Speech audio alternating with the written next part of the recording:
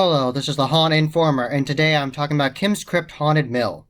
Today I'm talking about Kim's Krypt Haunted Mill 2021, and I got to go through three of the attractions. I got to go through the House of Eyes, the Haunted Mill, and the Horror on Menges Mill.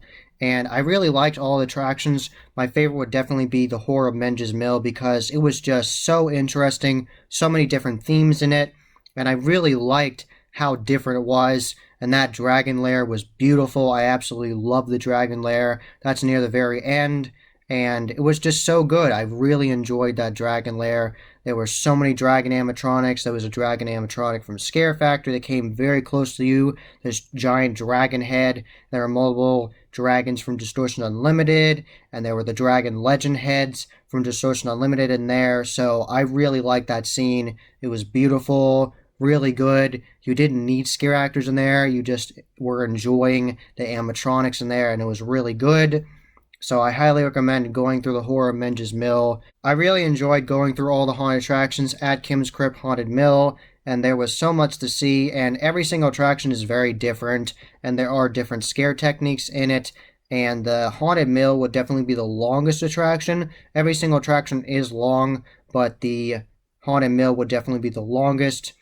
And there's just so much to see in that haunt. There's dark mazes, there's funhouse areas, there's clowns, there's just denizens of the darkness, and there's just so much to see. Something that I really enjoy about Kim's Krypt Haunted Mill is that it is just very grungy overall, and it really has a retro feel to it where it doesn't have a giant elaborate set every 2 seconds. There are parts where you just feel like you're going through a grungy area, like the catacombs area of the Haunted Mill. When you go down there, there is a part where they build out a fake catacombs area, but right after that, you really are in the basement of that creepy mill, and it's just really offsetting, and you don't know what's going to happen, and that's different than most haunts. Most haunts are scenes that these people have thought of and envisioned and have created from ground up.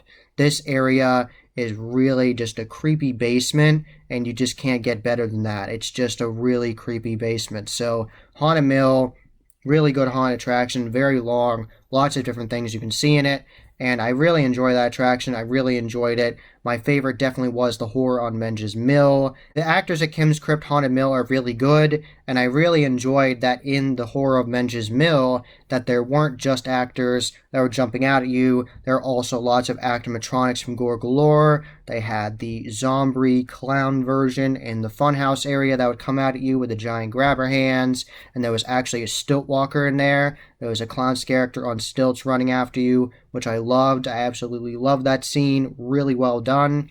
The Laser Swamp area in the Horror of Menges Mill was my favorite setup of any Laser Swamp because it was different.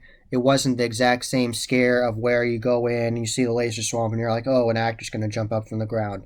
It was different than that. They used the Laser Swamp to just give that swamp aesthetic and feel. They didn't use it for the scare.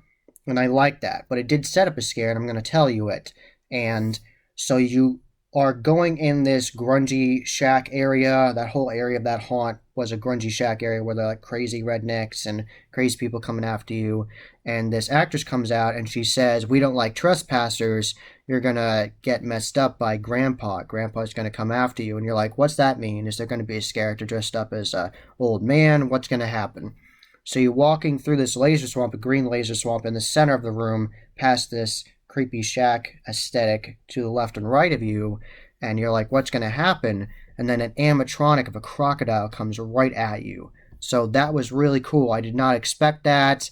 I had no reason to expect that. I was like, I thought it'd be a scare actor jumping out from in front of me with the laser swamp or next to me or something like that, but no, they had a crocodile animatronic, and that was Grandpa. So I love that laser swamp scene. Definitely my favorite laser swamp scene I've seen anywhere because it was so unique. It wasn't just the normal setup where an actor jumps out from the ground. That is a really good scare, and I love the laser swamp setup like normal, but that was so different and unique. I just thoroughly enjoyed it. Definitely shout out to the scare actor with the knives in the strobe lit tunnel near the end of the Kim's Krypt Haunted Mill, and I really like that because you don't see that often. You go to lots of haunts and you see Strobel areas, but you don't see Strobel area in a tunnel, in a cement tunnel.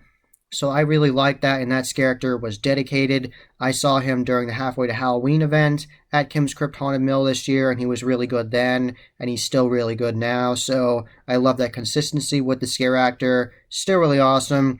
Banging those knives together, coming after you, jumping after you, and he's whistling at you, and you're like, where's that whistling coming from? And then you see him, and he comes after you, and then he disappears, and then he scares you again after the tunnel. So, great scare actor. I really liked him.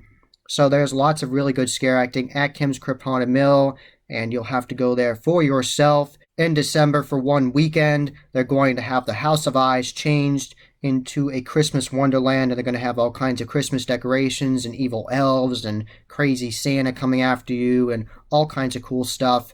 And it sounds really interesting to me. I might end up going. I'm not sure right now, but it sounds really cool. It's only $20 to go through that one haunt, and they're going to have roaming actors in the midway as well. So it's going to be a lot of fun. I definitely recommend going to that because Kim's Krypt Haunted Mill is really good, and the House of Eyes is really good as well. I really like that haunt. And like I said, with the whole aesthetic and the whole feel of Kim's Krypt Haunted Mill, it is very grungy and creepy, and the House of Eyes does that very well. And the House of Eyes, there's the lowest clearance of a room I have ever experienced in a haunted attraction. And the first time I went through it for the Halfway to Halloween event, I thought it was really cool. And it was even scarier during the haunt season because you're going through normally like this, just normal clearance, and then you have to bend down, so you're hunkered down like this already. And then there's actors banging on the wall and banging on top of the wall, so it sounds like there's sounds coming from the sound and above you, and it's very dark, and you're hunkering down, and you keep on going up like this with your head trying to feel when it will stop, and it doesn't feel like it's going to stop ever. So that's really awesome. I really like that scene and that effect and that claustrophobic feel of that area, and that's going to be in the House of Eyes during the Christmas event, Kim's Kryptmas.